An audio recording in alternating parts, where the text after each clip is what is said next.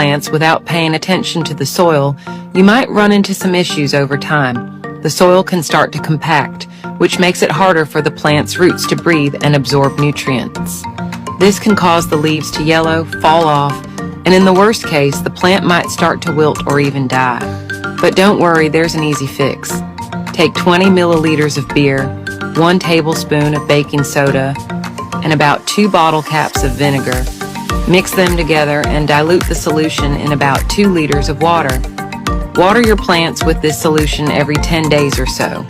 Surprisingly, within no time, the soil will start loosening up, air circulation will improve, and drainage will get better. This will help your plants grow bigger and stronger. This trick works for almost all types of plants. Sounds simple, right? If you find this tip helpful, don't forget to follow me for more daily indoor plant care tips. After transplanting chili peppers, what methods can be used to help the chili pepper seedlings take root, bloom quickly, and bear more fruits? Today, I can teach you how to simply prepare a rooting solution at home within just 5 seconds. Remember this formula, and you can save a lot of money on fertilizers. Before I share it, please give a like and follow, and also bookmark it, so that you won't be able to find it when you want to use it. By using this method, chili peppers can bloom more, set more fruits, and there will be no yellowing or dropping of leaves. They will grow robustly with a well-developed root system, and later, one chili pepper plant can bear hundreds of chili peppers. The formula is to use 100 milliliters of beer, 100 grams of brown sugar, 10 grams of urea, and mix them with 3 gallons of water.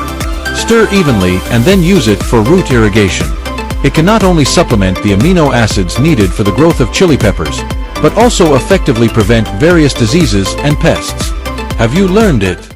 Follow me to get more planting knowledge. Is your Christmas cactus, also known as crab cactus, not blooming as beautifully as you had hoped?